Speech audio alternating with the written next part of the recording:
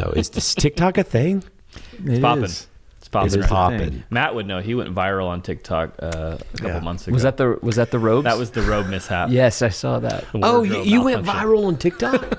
Amazing. For all the right reasons. For all the right reasons. Because you had a wardrobe. It was a shame talk is what I think it was. It wasn't really a TikTok. This is Pod Have Mercy. This is Pod Have Mercy. I'm John Stevens.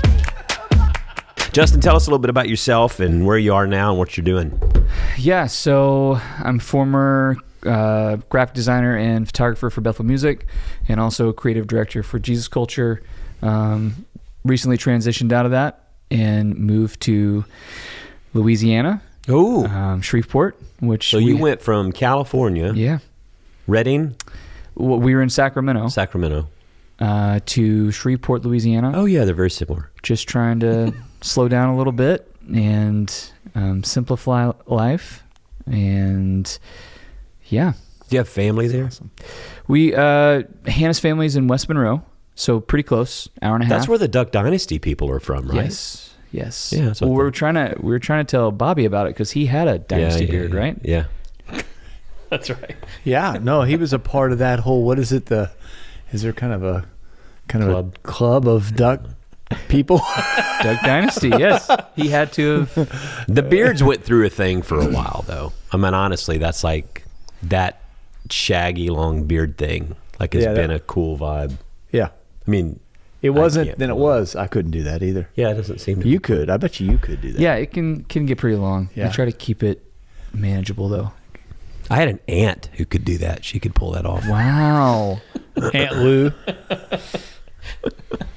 Really sure she was your aunt, John. So as you've transitioned now to Shreveport, we're going to try to stay on target. Jeff, you got to help me out. So, so moving to Shreveport, so you're no longer doing that. What are you doing now? Are you freelancing, or are you helping out doing different stuff? Yeah, so a lot of contract work, still some remote stuff with Jesus Culture that's it's ending soon, which is why I'm here. But also we opened up a natural light studio in Shreveport. It's rentable by other creatives, so they can come rent it by the hour and create whatever they're dreaming. That's nice. If people want to find that listening, how would they find that studio and rent it? Follow the light. Yeah, they can Follow the natural light. they can get on the web, the World Wide Web. Okay. And go to revelator.studio. Revelator. Or look us up on Instagram. Very cool. It's beautiful too. Just like scrolling through those, what y'all have done is just really gorgeous. Thank you. So thank you. Yeah. I'd be really interested to hear kind of like, what does art and beauty have to do with the church in your perspective? I think I keep asking that question too. It's a journey. The answer is I don't know if I've arrived, but even studying history, you look back at the Roman Catholics and how churches were built back in the day, even architecturally. Yeah. They're incredibly beautiful, and that inspired. That was part of this Renaissance, right? This revolution in time. But I think, God first created, and we're created in his image. And it's what we're meant to do in the world is to create in his image. Interesting, because the last 2 weeks we've had Natty the poet. We talked about creativity. We had the Broken Spokes last week. And we echoed that in Genesis, God creates a creation that has the ability to create. Trees that bear seed, seeds that bear, the trees that bear fruit, plants that bear seeds. So there's this continuation of creation. God is trusting of that. Yeah. There's a big risk to set it in motion and let it go. It doesn't mean God's not involved anymore, but there's something about creation or creativity that's sort of a mystery. Yeah. That's why I loved to listen to them last week. Just do what they do. And then when you ask them, well, hey, how'd you write this song? And I'm thinking like a math formula. Right. And they're like, it was like Josh, like, just I don't know. And I send it to Brent. Brent writes, and next thing you know, we have this awesome album. I'm like, that's not helpful for me at all. I need a formula. Paint by numbers. Yeah. They don't even write every song the same way. They all kind of come at it differently. So I think it's interesting to people forget. I mean, we're in a digital culture now. Even people who fight it. I mean, they're watching TV they're intersecting on social media. Yeah. I mean, most of my Facebook friends are well over the 65-year-old. Well, I would just assume, like, I have a 25 and 22-year-old daughters, right? So they don't do Facebook unless they get tagged. Right. Or a memory pops up, then they kind of go check in on Facebook. Yeah. They're kind of more TikTok, Instagram, really more of that. They don't really do Discord. Twitter that much. Yeah. And my kids are just a couple years younger. They don't even have Facebook pages. Like, and none of their friends have Facebook pages. They've Don't gone wanna to do hold it. it. Yeah. I totally. So there's a. So is that going to phase out? Facebook's going to be like... It can. Most things do over time, but it's interesting. The church is multi-generational, and so you're going to have people that are over here, and you'll have people that are over here using a different platform. And I think it is the job of the church to reach people where they are. I don't do TikTok yet. You did for a No, while. actually, no. I have TikTok, and it became very addictive.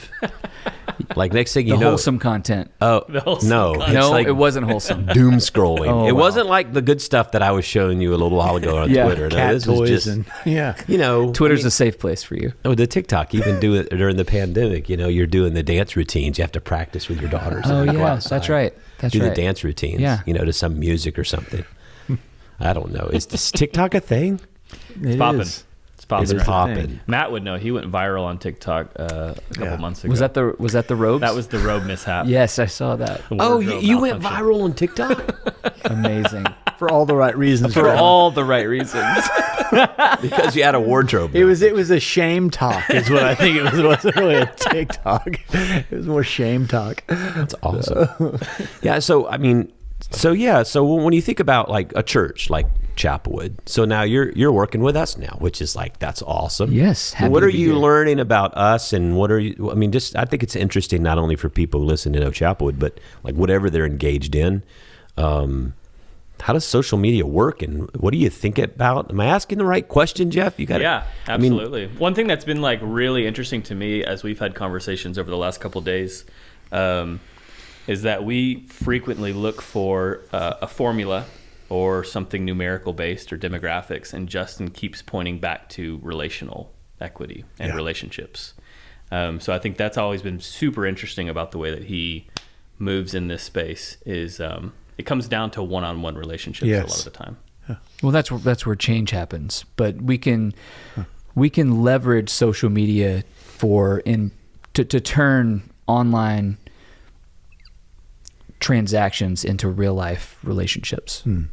And it'll never be a replacement for flesh, like we talked about at lunch. Yeah. But it is a way to reach the people in this world. And if we can get them here where we can walk with them in real life and shake hands and break bread, like those are the moments that can change someone's life. There was a Barna research that came out and said like 20 to 30% of people that used to be in person have transitioned. So there was I think it was 20% of the people that used to be in the pews have transitioned online. There was a certain percentage of people that just bailed out. They were going to be gone in 5 years anyway. They're gone. They went ahead and left.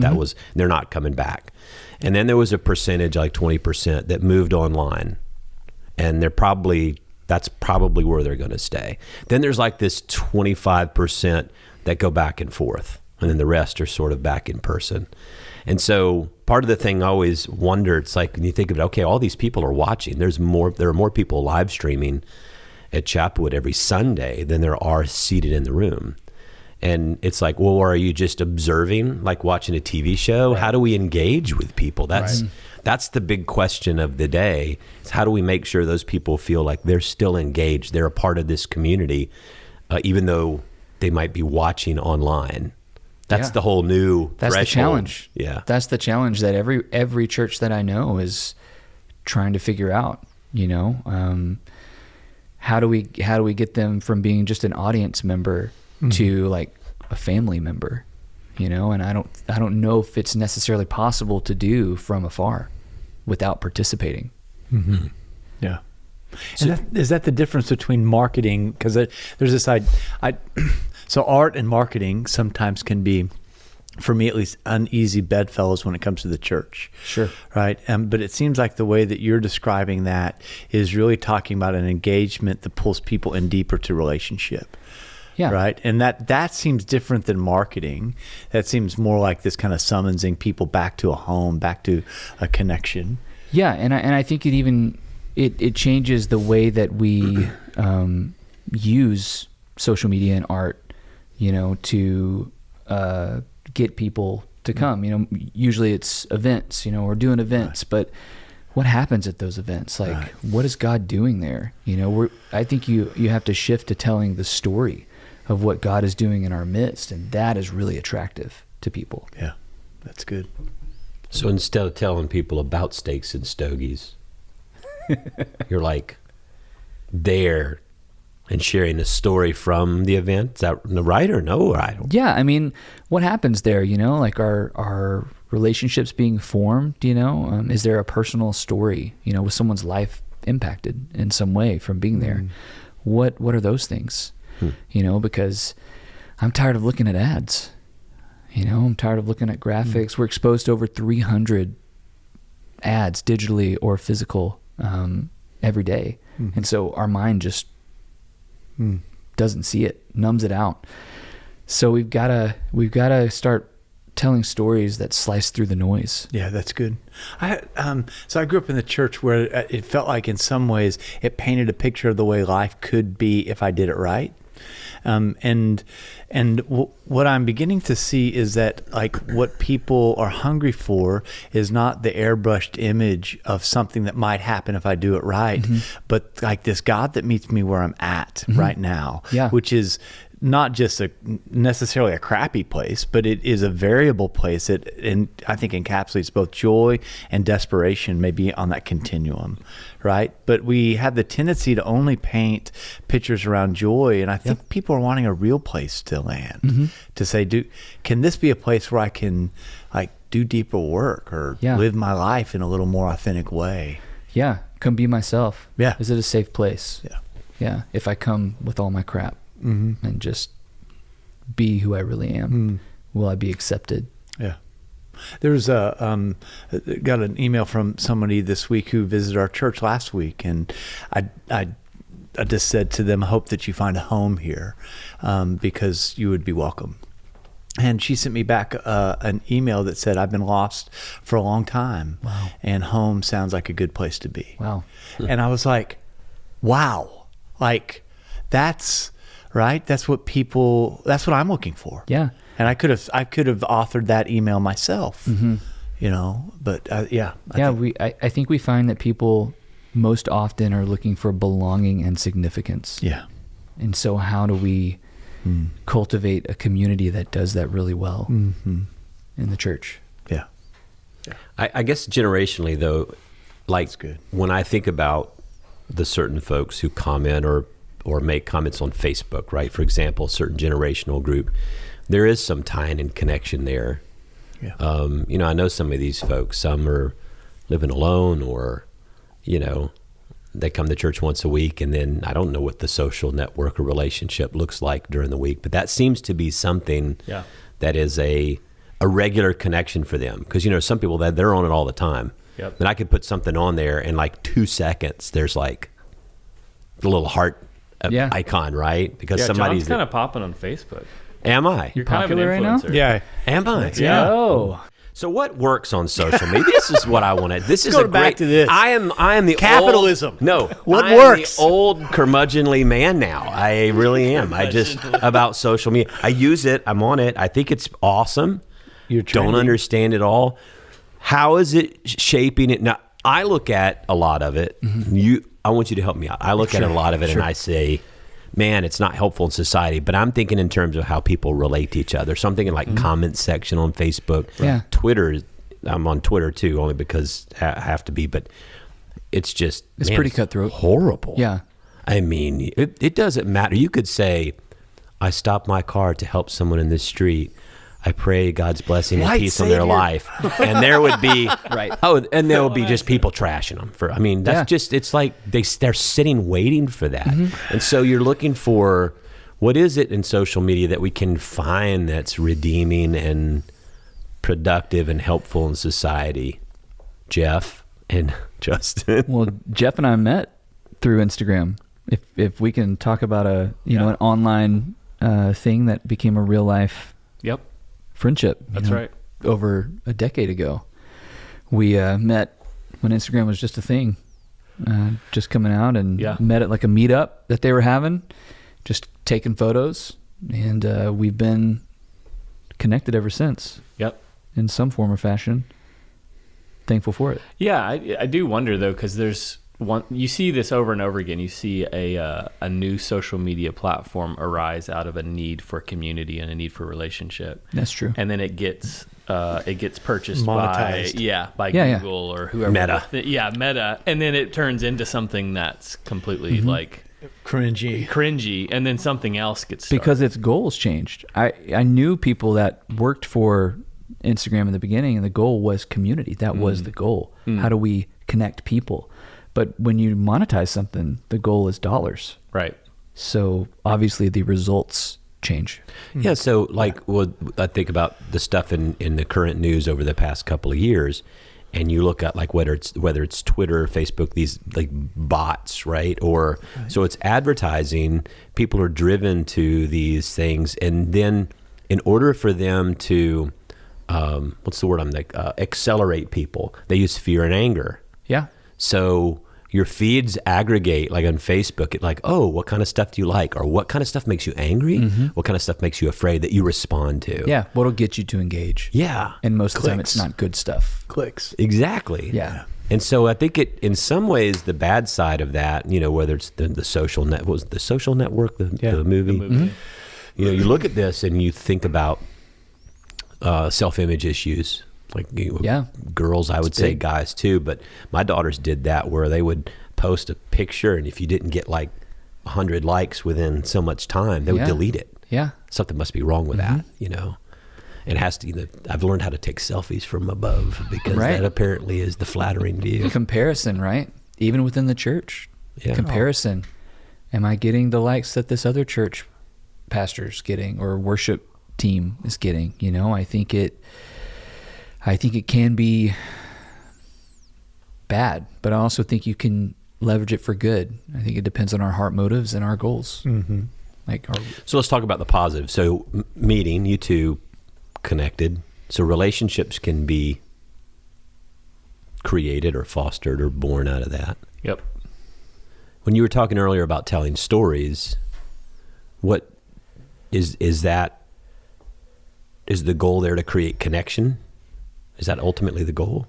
I think story can do a few things. It can raise awareness on things. It can help drive people to action.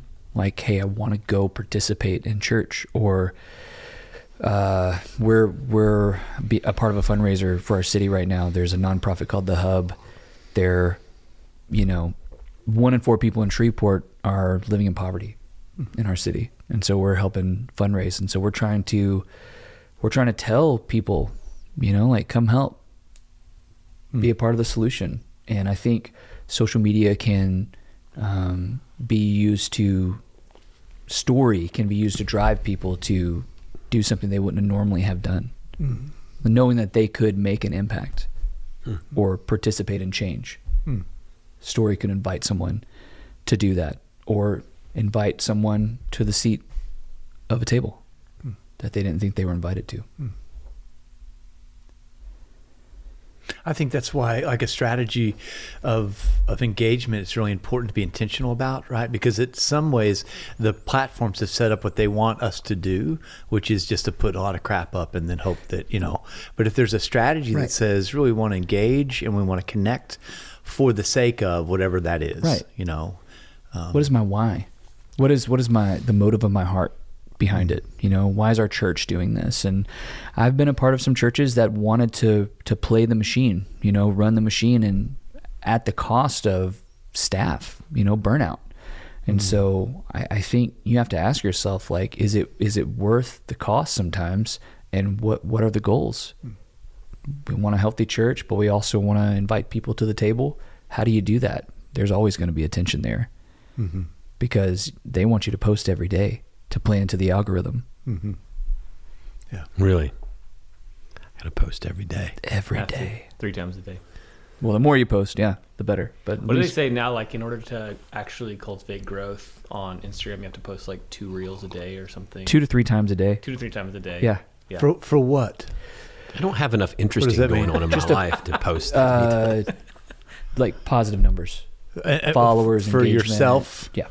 or for your own kind of branding, whatever that is. Yeah, we're going to create a brand for you, the Matt Russell brand. Yeah, that'd be like 6 followers. Yeah, one of the things, we had a social media meeting today, and we talked about the goals. What's the goal? And it's as simple as, kind of defining. That's why I called him the, what did I say? The captain of clarity. Captain Clarity. Because it's kind of just defining exactly the why of what we're doing. Yeah. You know, what are we posting for? Right. Yeah, John, I would love to hear. Simon Sinek's Golden Circle. Yeah, I'd love to hear even like what you feel like Chapelwood is using social media for. Like what is the goal for Chapelwood? I have no idea. Yeah. I mean, no, I do think, so Chapelwood, what we are discovering or have discovered is a sense of identity, especially around all the denominational stuff, which we've talked around, which is unique for us, but it's really not, because, I was with my friend a week or so ago who's an Episcopalian priest. They've dealt with it. Now you have my friends who are Southern Baptists. They're dealing with things, whether it's cover-up of abuse scandals or women in ministry. Everybody's got it. It's just the state of where the culture is. And, Chapelwood has always been a church that's risk-taking, about the bigger picture, missionally. What are we about? For us, I always define the why as, sort of the what. If you use Simon Sinek's Golden Circle, the what is we exist. What we do is we make disciples. We're like fostering relationships, helping people to develop a relationship with Jesus. That's what it means to be a disciple. I'm a relator, I'm a learner, I'm a follower, right? And the how, we do it through embodying grace. We really believe that we're called to embody grace in the world, that grace is real, and grace is radical, and grace is transforming, and we're called to embody it as we've received it to everyone everyone around us that needs it, and everybody needs it, including us. Yeah. And when you get to that why, it's why do you do it? To make the kingdom of God a reality in the sphere of influence in which you exist. And that was Jesus's why. If you look at his preaching, he says, I've come, the kingdom of God is at hand. What does that mean? Well, everything he did, everything he said, every move he made, every step he take, he was watching you. I mean, that was Jesus. You make me move, Jesus. All of it was his why. His why, and it was the kingdom of God. Every interaction of feeding someone or healing someone or stating the truth somewhere was the invitation of allowing the kingdom of God to reign, for the reign of God to be there in that moment in someone's life. So to me, it's like that's kind of how we operate, and we want people to know, okay, look, we don't agree on all these things. We have differences. We don't interpret the Bible the same way on all of this stuff, right? We have people in our church don't think there should be women preachers, and we think people that do. Yeah. And we think people, no gay marriage, and some people say, well, they should. And so, and we define, okay, for us, it's like, what are the essentials? Well, the essentials are in the creeds and the doctrines. Those things don't ever change. But there are non-essentials. And we seem to split over the non-essentials a lot of the time. It is silly. And John Wesley even said in the essentials, you have unity. And the non-essentials, you have tolerance. And in all things, you have love. And so that's what we're about. To say, Chapelwood, we're going to be a church where everybody's welcome. If you look at that video from a couple of weeks ago, Mercy Street, when we started Mercy Street 25 years ago, when Matt did and the team of people did, it was a radical place of inclusion. If church was like a place that had burned you and harmed you, or you were in recovery, or you were coming out of prison, or you hated religion, or wherever it was, you're welcome here. Yeah. We're not going to judge you, and like you said on that video, oh, baby Matt, like from 25 years ago, Sweater vest.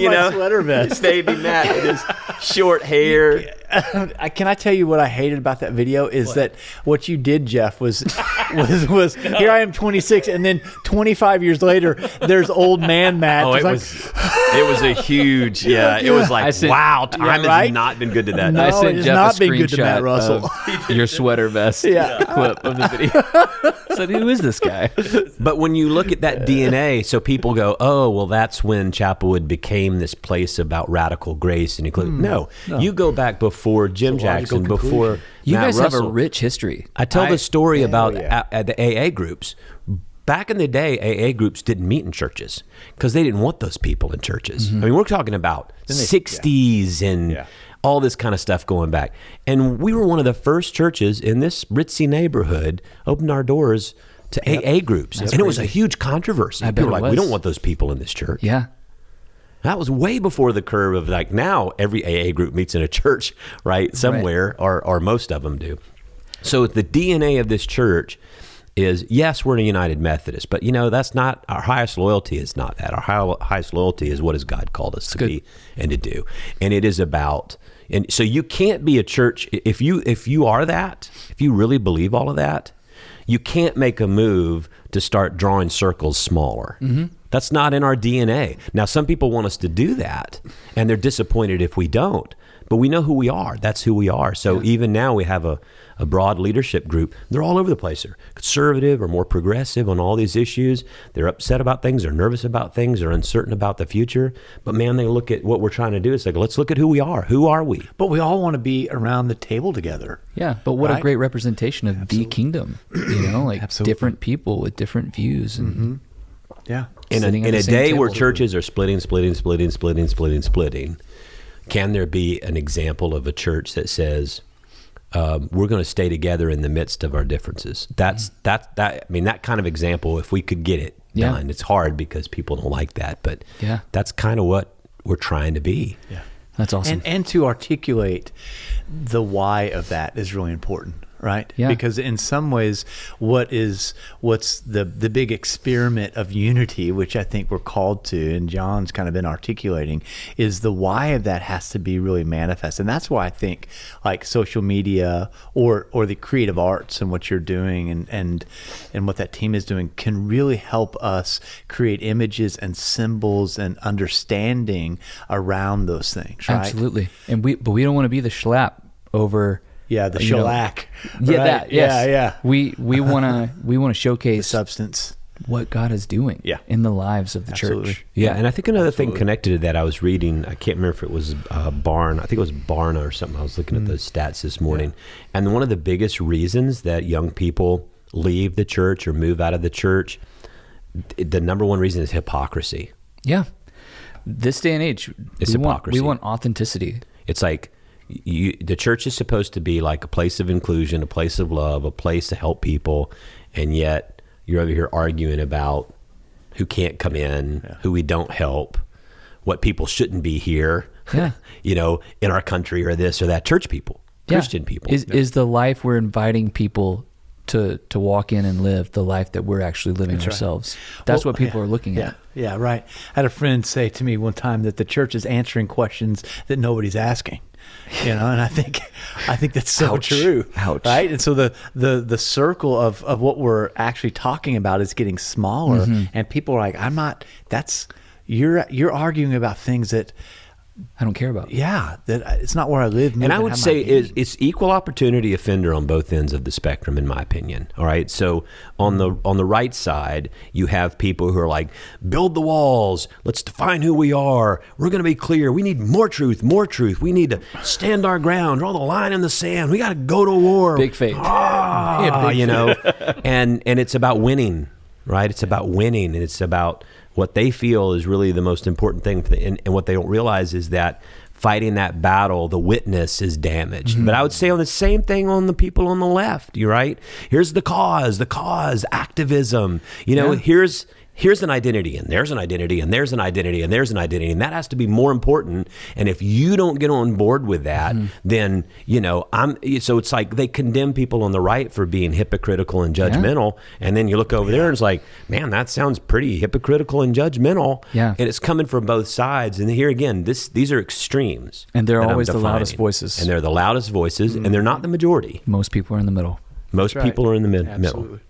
Most people are in that centrist, center right, center left space. Yeah.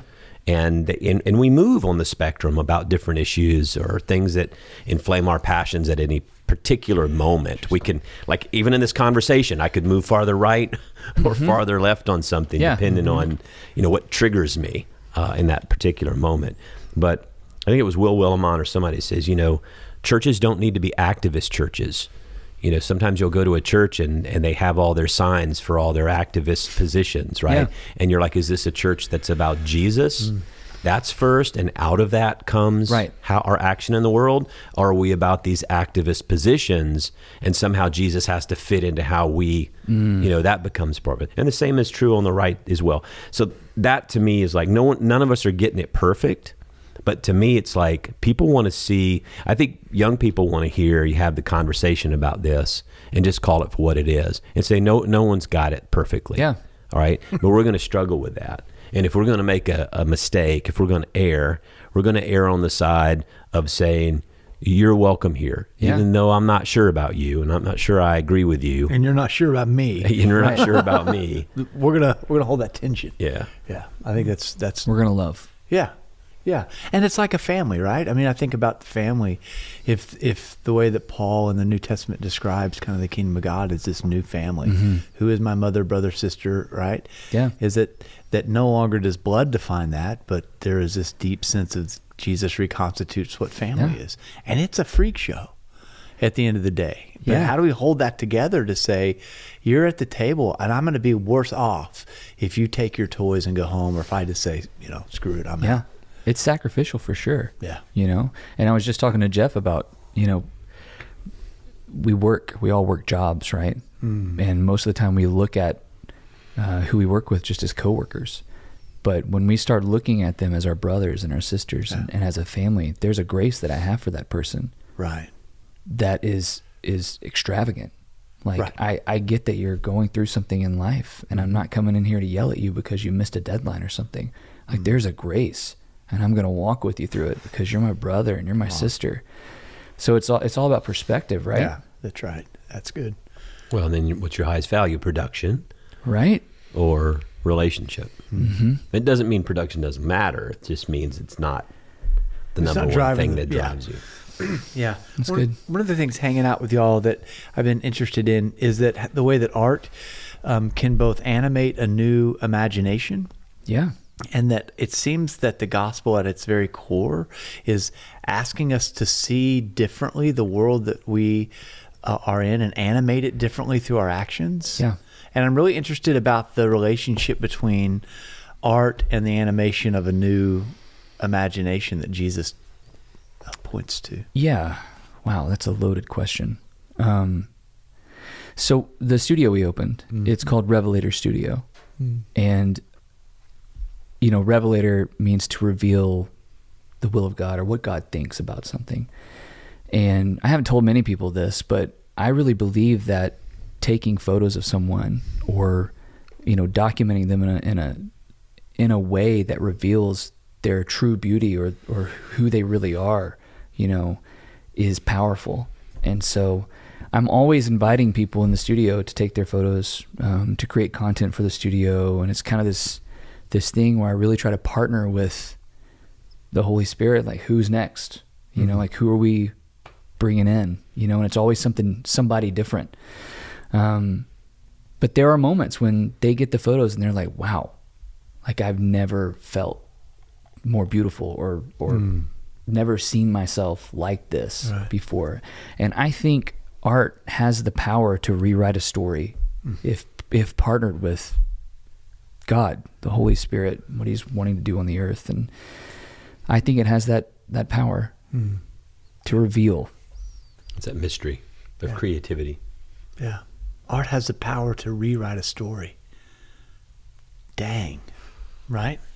That's what I want to be about. That's what I need. That's the true creativity of God, right? Yeah. When God can take, when grace can take a story that has been spoiled, and it can rewrite it and say, nevertheless, Call out the truth of who you are. Yeah. You're a son and daughter of God. Like you're in the family. This is who you really are. You're not ugly. You're beautiful. You are. Yeah. So Jeff, what do you? I mean, you're sort of the expert in all the social media and stuff. Yeah. What do you see are the like when you think about how you use social media? Part of it is for the stuff that you work on, that you do, and you're here. You're embedded in Chapelwood, and you've been involved now in the church. Justin, you have too. I mean, What are the warnings and what are the things we need to be doing better? Yeah. And what are the things that a lot of churches that we're doing that we're doing wrong, or maybe we shouldn't be doing? Maybe it's too judgmental, but just that are not really the best use of this. I mean, what's effective, I guess, is the question I would ask. And I'm really asking because I have no idea. I'm learning as I just kind of experience it. Yeah. I mean, I think even the conversations that we've had today around what are our goals is like such a huge thing that maybe a lot of churches aren't doing. But previously we've been doing everything.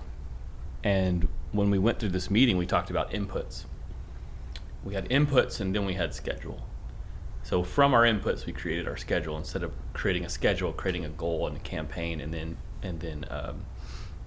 filtering out our inputs. So if I see churches that are doing it wrong, or if there's a warning, I think it's doing too much. It's promoting the wrong burnout. things. Yeah, it's burnout. Yeah. It's burning out your employees and not having goals, I think. But even coming back to Matt's thing, the thing that's worked the most on social media has been humanizing people that seem just being real. Yeah, being real. That the seems to be right. The stories. The stories, absolutely.